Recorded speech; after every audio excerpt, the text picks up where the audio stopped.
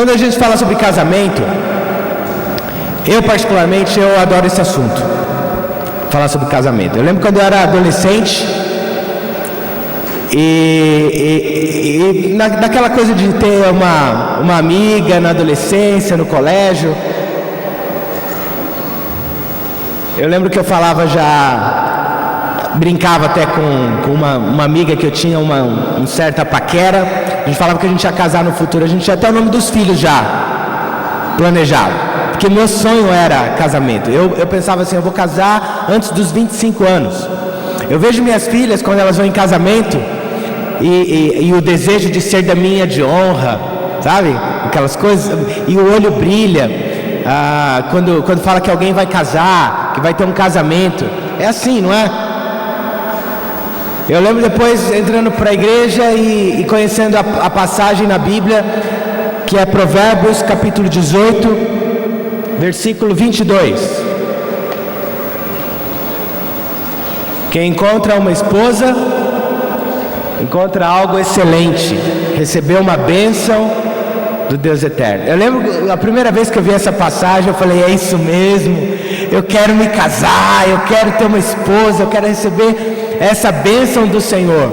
E a gente vê isso comum, como o casamento fascina, como o casamento faz as pessoas terem um sentimento especial, mexe com o nosso emocional.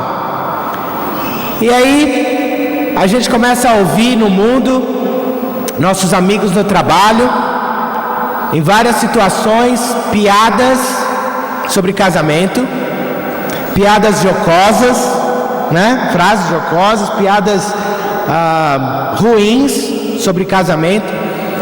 Tem um pastor famoso aí que todo mundo vê na internet várias vezes, ele fazendo piada e é engraçado até, a gente ri, não é? A gente não se identifica às vezes com as piadas, com as coisas que ele fala.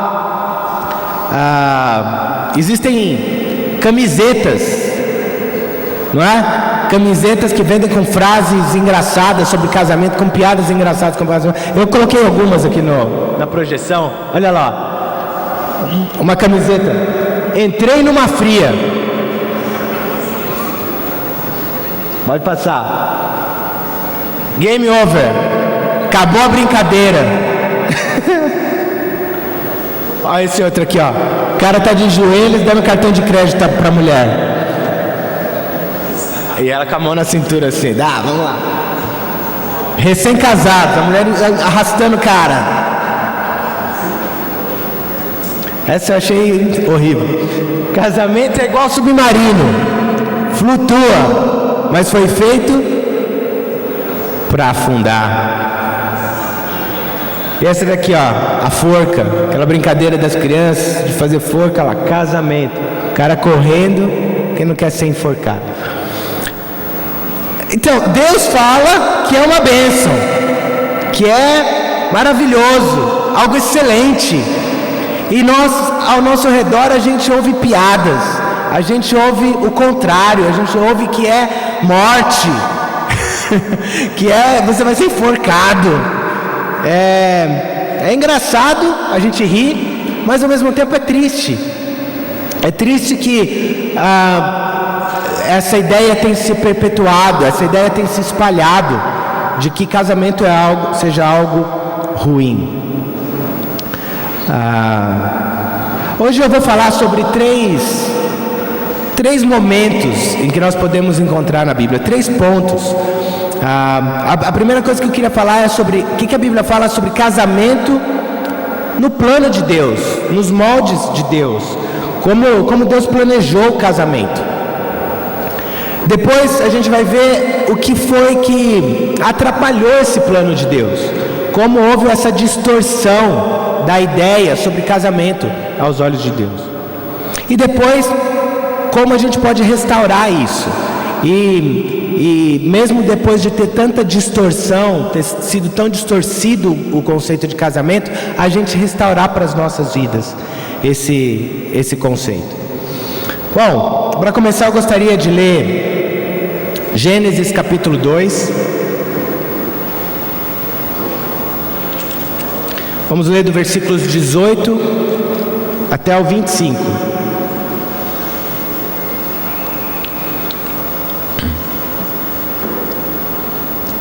Então,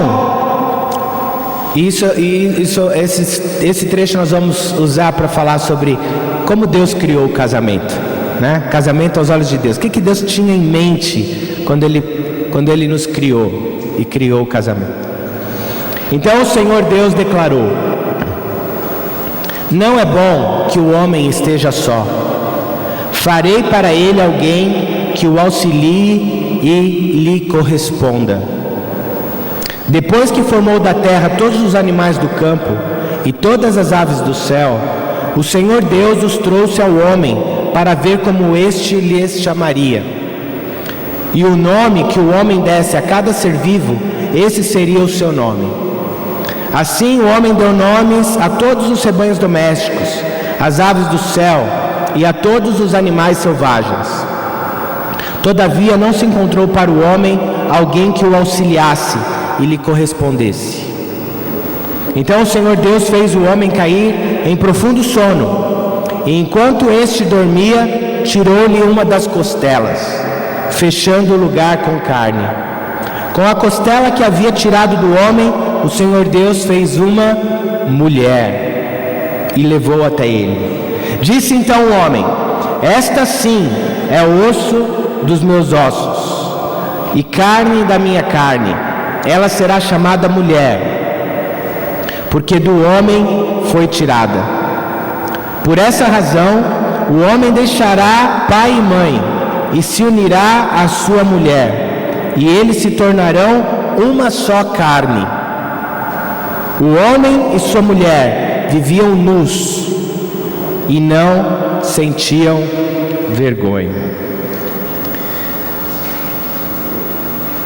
Eu acho essa passagem fantástica, porque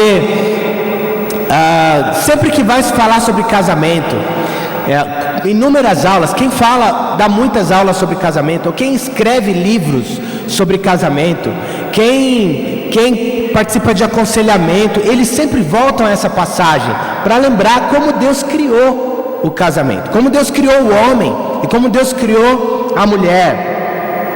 Eu já usei essa passagem com certeza várias vezes, celebrando casamentos e começando a treinar pessoas que vão se casar. A gente volta para cá e fala sobre isso, porque foi exatamente nessa época que Deus idealizou como seria. Aqui é a criação do mundo, a criação de Deus perfeita. O casamento, o fato dele estar, dessa passagem, estar aqui exatamente onde ela está, em Gênesis capítulo 2, nos diz muito. Ele não está em outras situações, ele está exatamente no momento da criação de Deus. Casamento faz parte da atividade criacional de Deus.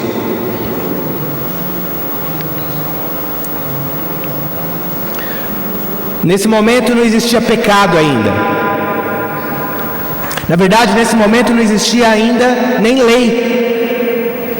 Deus não tinha dado leis, a não ser de não comer da árvore da sabedoria, da vida, do conhecimento, do fruto. Mas não havia lei, não havia igreja. Então, se a gente fala que nessa passagem aqui Deus criou um casamento, criou um relacionamento homem e mulher, não é o casamento como a gente conhece hoje. Eles vão procurar uma igreja, procurar um pastor, procurar um cartório. Não é isso a questão. Deus criou o homem e a mulher e o relacionamento entre eles.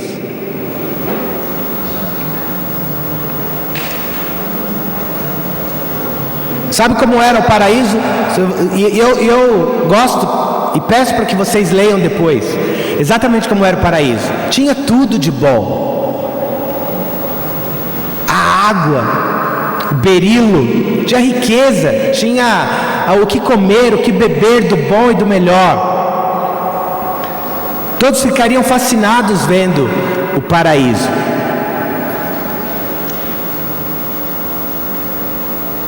E nesse contexto de tudo do bom e do melhor, Deus criou o homem e a mulher e o relacionamento entre eles. Porque Deus falou: sejam férteis, multipliquem-se. Deus falou para Adão que não era bom ele ficar só, e que ele ia criar alguém que o correspondesse, que ia levar para ele alguém que o auxiliasse, alguém para ele se relacionar. Deus pensou em detalhes para eles. Você já tinha parado para pensar nisso? Que Deus criou o contexto do casamento no meio de todas as outras coisas que Ele criou, em Gênesis capítulo 2. Eu não sei se você... Como que você gosta de parar para admirar a criação de Deus? Nós não paramos várias vezes para admirar a criação, né? Em belas paisagens. Então às vezes subimos, queremos ir para o mar, né? Olhar o mar, olhar aquela imensidão. E eu lembro vezes em que eu parado em frente ao mar, olhando e adorando Deus, suas maravilhas. Subimos aos montes, olhamos para os céus, para as estrelas, entendemos a complexidade do universo e falamos: Deus é poderoso, Deus é maravilhoso. Oramos encantados com tudo que Deus fez, com tudo que Deus criou. Olhamos para os nossos corpos, para a maneira com que tudo funciona, a perfeição. Eu lembro uma vez que eu saí de uma aula de bioquímica para louvar Deus. A professora estava ensinando sobre como funcionam as enzimas. Eu achei aquilo fascinante, porque uma molécula que não tem inteligência própria, é só uma molécula, uma substância química, que no nosso organismo ela trabalha numa formação. Quando não precisa mais trabalhar, ela para de trabalhar só.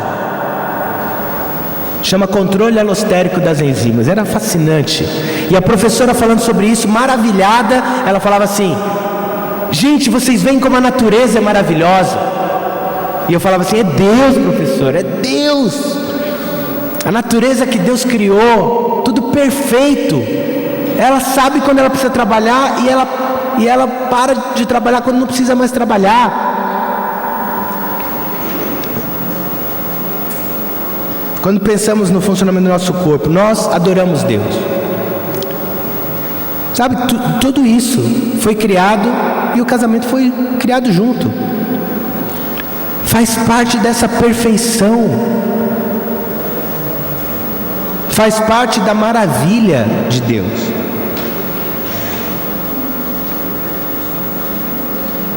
Eu sei que você deve estar pensando assim: casamento não é essa perfeição toda não é?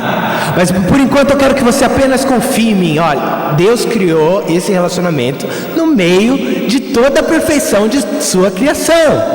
E mais tarde nós vamos entender por que hoje não nos parece tão perfeito. Mas Deus criou esse relacionamento no meio de toda perfeição. Voltando para o texto que nós lemos, eu queria que a gente esmiuçasse um pouquinho cada trecho desse, algumas frases, alguns pedaços desse trecho que nós lemos. Primeiro, Deus fala sobre alguém que o auxilie e lhe corresponda. Sabe, Deus sabe que nós somos incompletos. Deus sabe que nós não temos todas as virtudes e todo o conhecimento. Por isso que Ele fala assim: não é bom que você esteja só. Deus viu que faltava algo para o homem. Quando a gente vê aqui exatamente como foi traduzido aqui, como alguém que lhe corresponda, muitos teólogos, eles entendem que a melhor tradução para essa palavra corresponda seria complete. Seria que o complemente. né? O homem e a mulher, eles se complementam. E eu não sei se você percebe isso, mas nós somos complementares na maioria das vezes, na maioria dos casos, somos complementares emocionalmente. Um tem fraquezas emocionais e o outro ajuda.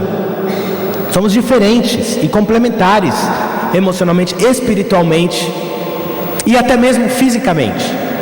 Deus nos criou complementares, um complementa o outro, e eu acho isso tão maravilhoso, né? Deus nos criou para que nós nos complementássemos, para que um ajudasse o outro. A Bíblia também fala que na criação Deus fez assim, é um homem e uma mulher.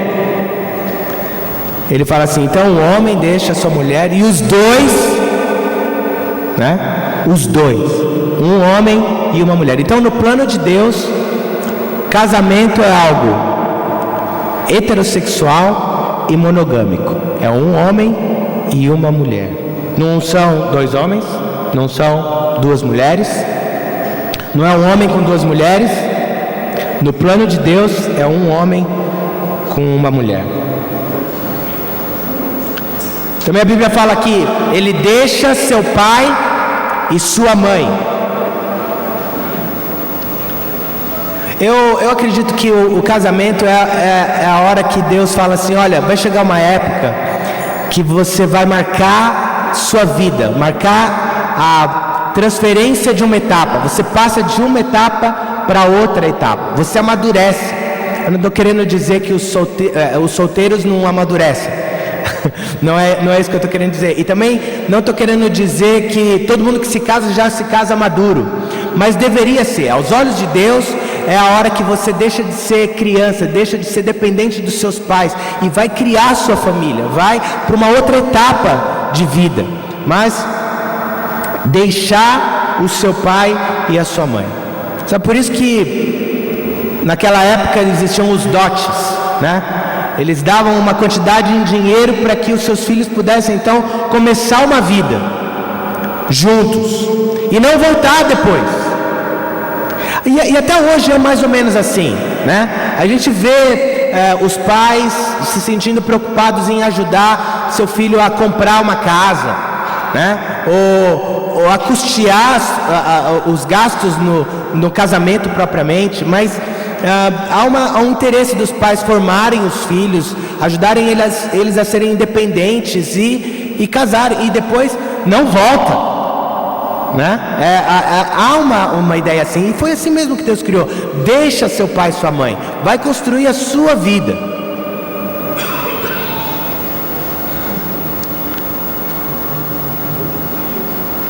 Também a Bíblia fala aqui que se tornam uma só carne. Então, homem e mulher, deixa seu pai e sua mãe, e os dois se tornam uma só carne. Essa alegoria, ela serve para dar o sentido de para sempre. É aqui que Deus institui que o casamento deveria ser, aos olhos dele, casamento é algo para sempre. Eu entendo isso. Quando ele fala os dois se tornam uma só carne, significa que isso não vai se romper. Como que se faz para romper carne? Uma só carne, um só organismo. Para você romper essa carne, você precisa dilacerar, você precisa quebrar, precisa cortar. Mas você é um ser que nasceu há não sei quantos anos atrás, e você vai morrer sendo uma só carne. Você é um organismo, não é? Se caso não tenha acontecido um acidente, que você perdeu uma mão, alguma coisa assim, você vai ser completo, uma carne só. Esse é o plano. E quando dois se tornam um, é para não se dividir, é para morrer ali na mesma carne, sendo um.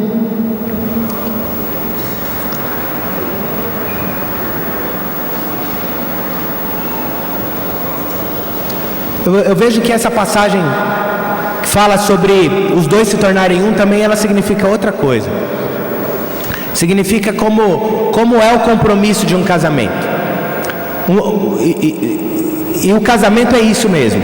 São quando duas pessoas, voluntariamente, as duas querem se unir. Elas fazem um voto público, elas expressam isso, elas juram, elas fazem seus votos para outras pessoas verem e para Deus, e elas consumam esse voto e esse compromisso voluntário unindo seus corpos. Então sim, se tornar uma só carne, engloba tudo isso. Termina no ato conjugal, que os dois fazem com um voto de compromisso com Deus, de serem fiéis, de serem uma só carne. Isso é nos olhos de Deus, irmãos. Também ser uma só carne, eu tiro outro ensinamento sobre isso, sobre a coisa de ser um, de sermos dois em um, de conjugarmos as coisas no plural. Eu vejo que muitas vezes nós não fazemos isso, nós ainda continuamos conjugando no singular. Sabe como que é? Quando você fala assim, é a minha carreira, é meu lazer, é meu dinheiro, agora é o momento do meu descanso, é meu prazer, é minha cozinha, meu sentimento, não é? E por sermos seres individuais, muitas vezes nós temos isso, temos algo que é de um e não é do outro, mas às vezes esse individualismo ele começa a tomar proporções maiores, e tudo é sempre conjugado na primeira pessoa, do singular, e não na do plural. Em vez disso, estarmos preocupados com o nosso descanso, com nossas carreiras, com nosso dinheiro, nosso patrimônio, com nossa vida espiritual, com nossos filhos, tudo no nosso, porque somos dois em um. E é assim que eu entendo quando a Bíblia fala, somos dois em uma só carne. Também a Bíblia fala, ambos estavam nus e não sentiam vergonha. Às vezes quando você começa a ler sobre casamento e sobre essa parte da criação, em algumas pesquisas que eu fiz, geralmente eles estudavam de 18 a 24. Algumas vezes eles excluem o versículo 25, quando fala ambos estavam nus e não sentiam vergonha. Eu não sei se é porque não há uma perfeita compreensão desse versículo, ou se eles acham que não tem muito a ver, ou se fala muito sobre intimidade. Mas eu acredito que fala sobre uma certa intimidade. Eles não sentiam vergonha, eles eram íntimos um do outro. É necessário muita intimidade para você estar nu e não sentir vergonha, não é? Então eu vejo como intimidade sendo algo da perfeita criação de Deus.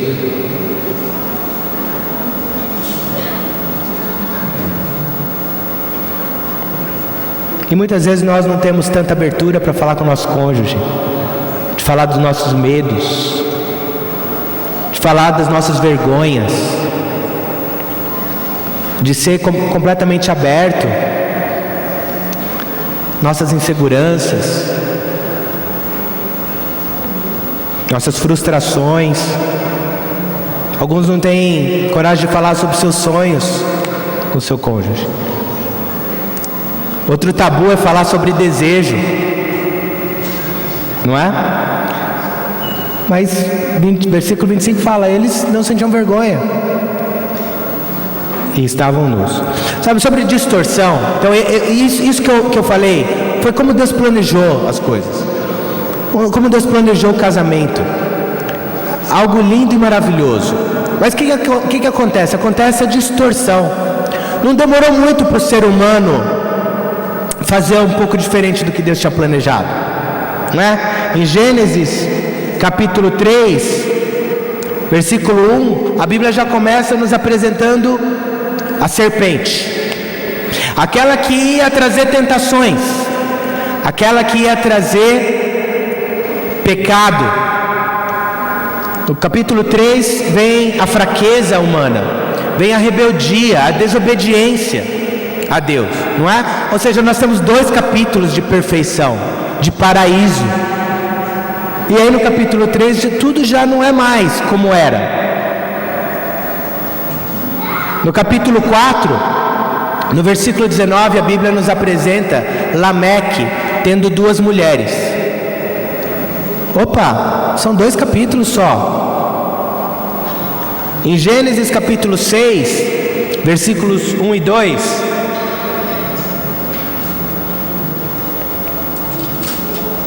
quando os homens começaram a multiplicar-se na terra e lhes nasceram filhas, os filhos de Deus viram que as filhas dos homens eram bonitas e escolheram para si aquelas que lhes agradaram. Então disse o Senhor: por causa da perversidade do homem, meu espírito não contenderá com ele para sempre, ele só viverá 120 anos. Parece que Deus começou a não se agradar do homem, mas também os homens estavam com olhos, parece que não mais muito espirituais.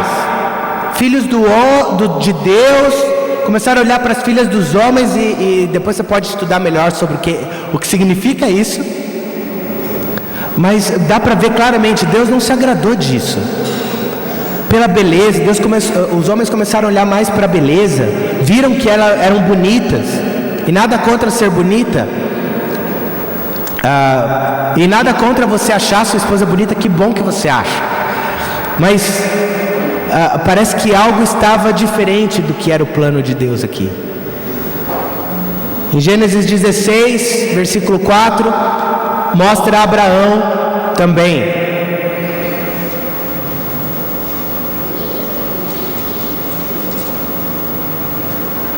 Ele possuiu Agar e ela engravidou. Quando se viu grávida, começou a olhar com desprezo para sua senhora, Sara. Ou seja, Abraão era casado, e então agora ele possuiu a concubina de Sara. E aí já começou a ter outros problemas, a rivalidade e tudo mais. Jacó teve 2 mulheres em Gênesis 29 e 28.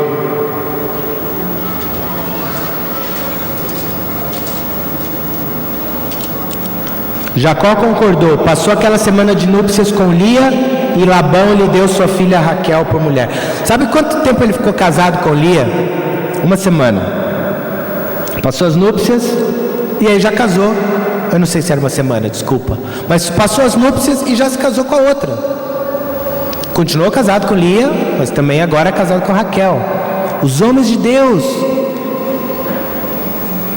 já tinham 2 mulheres, já não era mais como o plano de Deus inicial, um homem e uma mulher, e os 2 se tornam um. Sabe, hoje a distorção começa na juventude. A imoralidade sexual, a entrega para o sexo, começa antes do casamento. Talvez muitos de nós tenhamos passado por isso, mas o plano de Deus não é esse. O plano de Deus é que a primeira entrega sexual sua seja no contexto do casamento. E talvez a gente faça uma aula ainda na escola bíblica sobre virgindade ou outras coisas, não é o ponto aqui hoje, mas esse é o plano de Deus para nós. O pecado da imoralidade distorce o plano de Deus, traz insegurança. Em Malaquias 2, outra distorção do plano de Deus.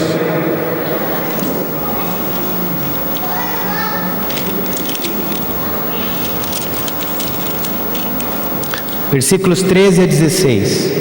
A outra coisa que vocês fazem, enchem de lágrimas o altar do Senhor, choram e gemem porque Ele já não dá atenção às suas ofertas, nem as aceita com prazer. E vocês ainda perguntam, por quê? É porque o Senhor é testemunha entre você e a mulher da sua mocidade, pois você não cumpriu a sua promessa de fidelidade, embora ela fosse a sua companheira, a mulher do seu acordo matrimonial. Não foi o Senhor que os fez um só? Em corpo e em espírito eles lhe pertencem. E por que um só? Porque ele desejava uma descendência consagrada. Portanto, tenham cuidado, ninguém seja infiel à mulher da sua mocidade. Eu odeio o divórcio, diz o Senhor, o Deus de Israel, e também odeio homem que se cobre de violência como se cobre de roupas, diz o Senhor dos Exércitos. Hoje, há um enorme número de casos de infidelidade conjugal. Há enorme número de divórcios, não é? Ou seja, é claro que nós como seres humanos, nós distorcemos a vontade de Deus. Aqui em Malaquias já fala isso. Nossa, vocês não entendem que eu não estou aceitando suas ofertas. Deus mostra seu ódio ao divórcio. Não era para ser assim, mas sejamos sinceros, isso acontece. Isso tem acontecido. E isso pouco a pouco entra na nossa cultura, né? Isso está entre nós. Em Mateus 19:8, questionaram Jesus sobre o divórcio, e ele falou: bom, Deus permitiu o divórcio, é verdade. Como Deus permitiu também homens terem mais de uma mulher lá no início. Mas não era o plano de Deus, mas Deus permitiu. Chegou a hora, tinha situações em que isso era permitido, não era contra, mas não era o plano inicial de Deus, né? Jesus falou: olha, tudo bem, Deus permite o divórcio, existem casos em que pode haver divórcio, mas olha, só por causa da dureza do coração de vocês, foi por isso que Deus permitiu. Jesus falou.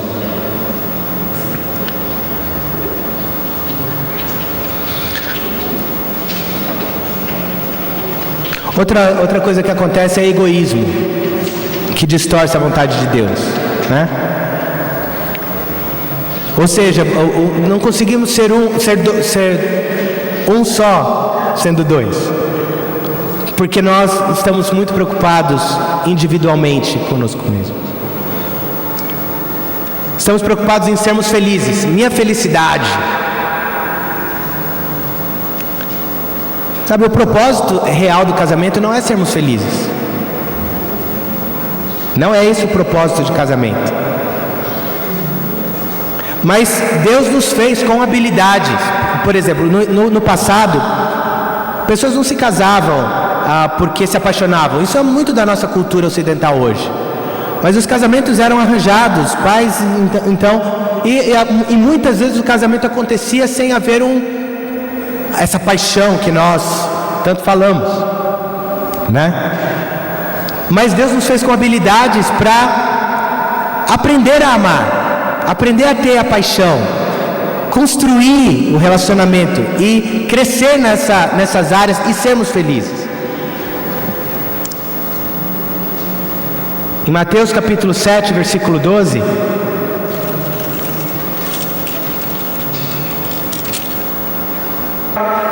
a melhor situação em que nós podemos praticar isso, treinar isso, fazer ao outro o bem, e não ficar pedindo: não, você que tem que me fazer feliz, você não faz isso para mim.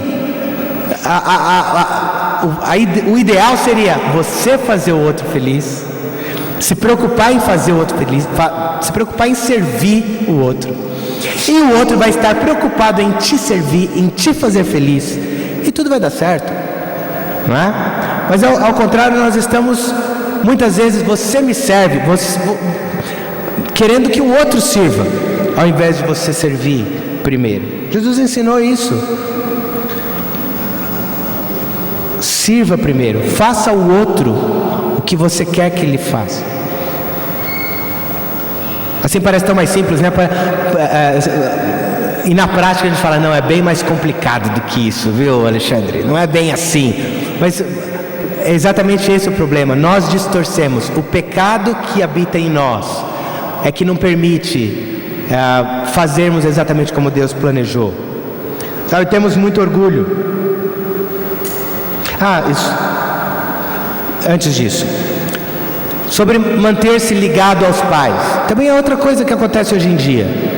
Quantas brigas vocês conhecem entre casais porque a sua mãe, ela veio aqui, Ou, não, você é tudo a sua família, é só sua família, não é?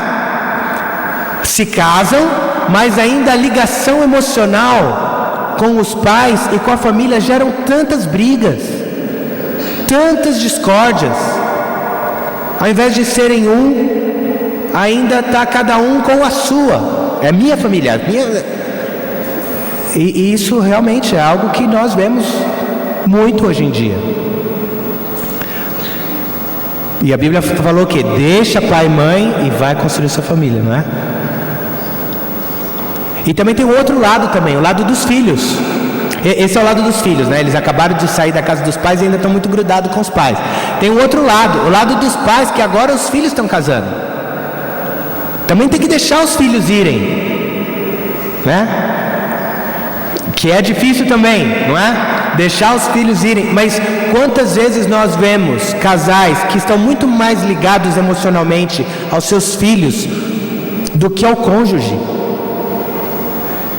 sem lembrar que vai chegar o dia que eles vão embora, e eles têm que ir embora. Esse é o plano de Deus. Eles vão casar, eles vão ter a sua família, e o plano de Deus é que você esteja ligado principalmente com seu cônjuge, não com seus pais e nem com seus filhos. Sim, é para estar ligados com eles, mas principalmente ao cônjuge. É assim que Deus planejou. Sabe, orgulho, quando Deus fala que nós somos complementares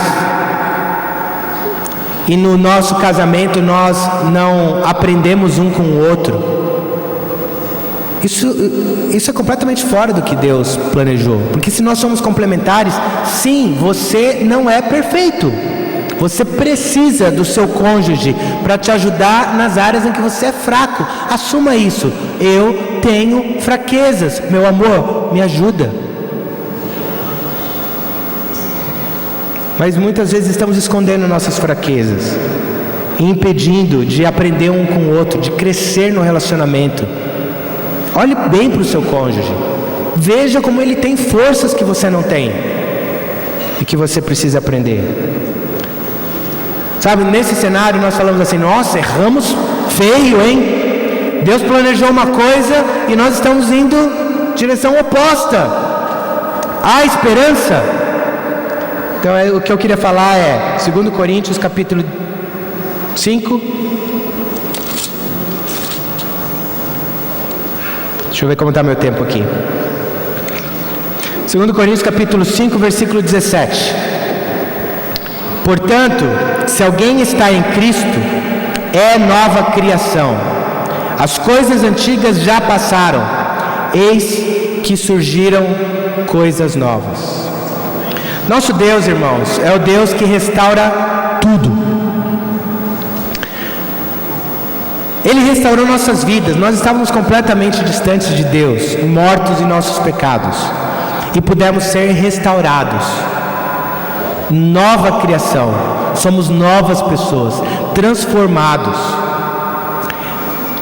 Essa mesma verdade que aconteceu para as nossas vidas espirituais, ela serve para os nossos casamentos. Não há nada tão ruim que Deus não possa restaurar completamente, por meio do seu Espírito, por meio da sua presença nas nossas vidas. Só Deus tem o poder para fazer isso. Cristo age nas nossas vidas, nas nossas famílias, nos nossos casamentos. Mas Alexandre, você não entende, eu estou casado na igreja já há muito tempo e mesmo assim está tudo muito difícil, muito ruim. Deus pode restaurar hoje. Eu sei que nós temos casamentos distorcidos. Vamos ser reais. Talvez você tenha vindo de um passado com imoralidade sexual. Você arrasta um monte de coisa do seu passado. Suas inseguranças, suas frustrações, um monte de coisa você traz para o seu casamento. Talvez você venha de uma família desajustada, o casamento dos seus pais não funcionava. Eu não sei o que tinha na sua casa quando você viu o casamento na sua infância. E você traz uma carga para dentro da sua casa. Sim. Talvez você tenha, em algum momento, traído seu cônjuge. Talvez você tenha anos de casado, mesmo dentro da igreja, e não se sente um com o seu cônjuge. Cada um se dedica mais aos seus interesses.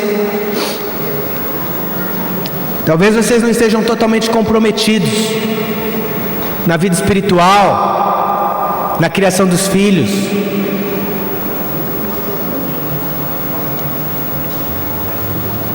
Às vezes fica difícil entender que Deus criou algo tão perfeito e na nossa vida não parece tão perfeito.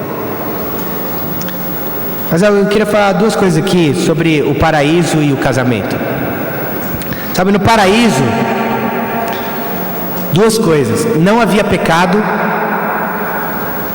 e havia presença de Deus. Então, essa é a chave para tornar nosso casamento mais divino, mais perfeito, mais como Deus quer. Precisamos eliminar o pecado. E isso já é do nosso compromisso com Deus, não é? Mas pensando no seu cônjuge, o que você precisa com o seu cônjuge? Eliminar o pecado. Precisa de arrependimento. Nosso arrependimento é para Deus? É. Mas pensa no seu cônjuge e fala: nossa, eu preciso me arrepender, eu preciso amá-lo, eu preciso... O que você precisa se arrepender? E você precisa de perdão. Precisamos perdoar um ao outro. Certo? Precisamos eliminar o pecado. Porque certamente o que não está funcionando no nosso casamento é fruto de pecados nossos. E outra coisa, nós precisamos inserir Deus no casamento. Certamente, se Deus não se faz presente em oração, na busca da palavra juntos, como que esse casamento vai ser perfeito? Como Deus planejou? Deus precisa estar inserido nele. Deus quer que nossos casamentos brilhem. Certamente Ele quer nos ajudar a termos casamentos que brilham, a termos vida em abundância. Deus não fala isso? Olha, que vocês brilhem. Eu acredito que casamentos que brilham são as maiores luzes para esse mundo. Se você falar no seu trabalho: meu casamento é maravilhoso, e falar isso, as pessoas falam: não acredito. Se você vai falando muito bem do casamento, as pessoas falam: tem alguma coisa estranha com esse cara, não é? É a maneira que nós podemos brilhar. E Deus quer isso. Ele quer se fazer presente na nossa vida, resolver os problemas, resolver as coisas que não estão corretas. Deus foi o Deus que fez dos vales dos ossos secos surgir um exército. Ele pode restaurar nossos casamentos, pode nos dar essa maravilha, essa perfeição. Tenho 10 minutos, então eu queria falar algumas dicas para vocês. Eu sei que você falou assim: era isso que eu estava querendo nessa aula. Quais são as dicas? Bom, irmãos, sinto lhe dizer, não há muitas novidades nas dicas. Talvez tenha, tomara que tenha alguma novidade nessas dicas. Mas o principal é isso: volte-se para Deus, perdoe e arrependa-se, para que seu casamento brilhe. Mas eu tenho algumas dicas aqui que a gente compilou algumas coisas. Primeiro, confiar em Deus em todas as circunstâncias. Nunca desista dos problemas que existem no seu casamento. Temos que confiar em Deus em todas as circunstâncias. Obviamente isso não é o fruto de uma decisão apenas. Sim, vou confiar em Deus. Não, é fruto de um relacionamento com Deus diário. Você vai confiar em Deus tanto quanto você depende dele. Ora e busca a sua palavra. Então, irmãos, para começar, uma boa dica: eu sei que você já ouviu isso em alguma vez na sua vida: ore com seu cônjuge. Ore com seu cônjuge. Busquem a Deus juntos. Encham-se da palavra de Deus. É lá que você vai encontrar sabedoria para lidar com as situações. Tenha um relacionamento com seu cônjuge baseado na transparência e na verdade. Nada de vidas obscuras. Sabe, eu e minha esposa, nós temos a senha um do outro, do celular, do e-mail. Nossa vida eu acho isso. Eu não quero colocar regras, né? São dicas. Nossa vida é aberta. Obviamente isso não é suficiente se não falarmos também do que está nos nossos corações, né? Mas temos vidas abertas e transparentes para falarmos um com o outro do que acontece em nossas vidas. Outra coisa, tenham tudo em comum. Alexandre, isso é difícil. Sim, tem algumas coisas que são difíceis. Uma pessoa tem outra pessoa tem outra. Por exemplo, time de futebol. Eu sou corintiano, a Ana é São Paulina. Eu tentei mudá-la. Ela até falou que ia mudar, mas depois ela voltou atrás. Não estava no coração dela. Tenho que entender. Não dá para a gente ter em comum um time de futebol. Isso não dá. Mas outras coisas, as coisas importantes, nós precisamos ser um, né? Então, procure um hobby que os dois gostem. Eu sei que você gosta de jogar futebol e sua esposa não pode jogar futebol, ou, sei lá, mas procurem ter algo que vocês estão juntos, né? Gostem da mesma coisa, façam juntos. Ser um, ter o mesmo hobby. Sobre o dinheiro, é algo difícil, porque tem pessoas que gostam de ter contas separadas. Tudo bem, isso pode, mas tenham em mente que o dinheiro é de vocês dois, né? O dinheiro é conjunto, são dos dois. Mas procurem ter o máximo possível de coisas em comum. Sonhos, planos, lazer, objetivos. Outra coisa importante, irmãos, tenham humildade. Humildade para buscar ajuda nos momentos de crise. Todo casamento passa por crise, certo? Certo. Todo mundo alguma vez na vida passa por alguma crise, pequena ou grande, passa. Nós temos parcerias de oração, nós temos igrejas em casa, nós temos como pedir ajuda um do outro.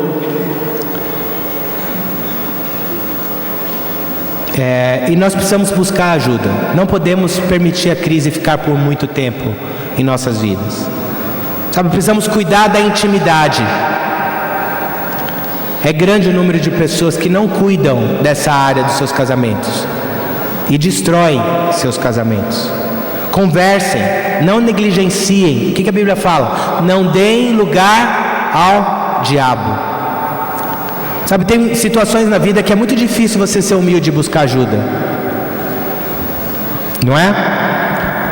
Então, quando começa a chegar uma idade que as mulheres não têm mais desejo, puxa, converse com sua médica, busque um medicamento, busque uma alternativa. Homens ou mulheres com disfunções sexuais, busquem ajuda. Não esperem o problema piorar. Não tenham medo de ir a médicos, urologistas, psicólogos. Por favor, cuidem da sua intimidade. Médicos e psicólogos existem e eles ajudam. Busquem os interesses do outro em primeiro lugar. Filipenses 2, 3 a 4. Busquem o interesse do outro. Não vamos ler, já estamos no tempo. Sabe, saia com sua esposa algumas vezes ao ano, 1 ou 2 vezes ao ano, para passar um final de semana longe. Deixe seus filhos. Alguns não saem com seu cônjuge por causa dos filhos. Eu sei que cada caso é um caso, cada família é uma família. Às vezes você não tem com quem deixar mesmo, mas procure. Algumas vezes é falta de um pouquinho de vontade, sabe? Deixa lá. A avó ama o filho, ama o neto. Deixa lá um final de semana. Ele não vai morrer na mão da sua mãe. Você não morreu quando você estava com sua mãe. Deixa seu filho lá um final de semana. Vai curtir com a sua esposa. Se comprometa. Ligue o coração novamente. Leiam livros sobre casamento. Leiam livros sobre casamento. Você vai aprender algo que vai te ajudar. Sabe, eu queria terminar com um versículo que é um dos que eu mais gosto. sempre me inspira sobre casamento. Em Eclesiastes capítulo 9, versículo 9. É um dos meus preferidos. Desfrute a vida com a mulher a quem você ama, todos os dias. Eu adoro isso. Todos os dias desta vida sem sentido que Deus dá a você debaixo do sol.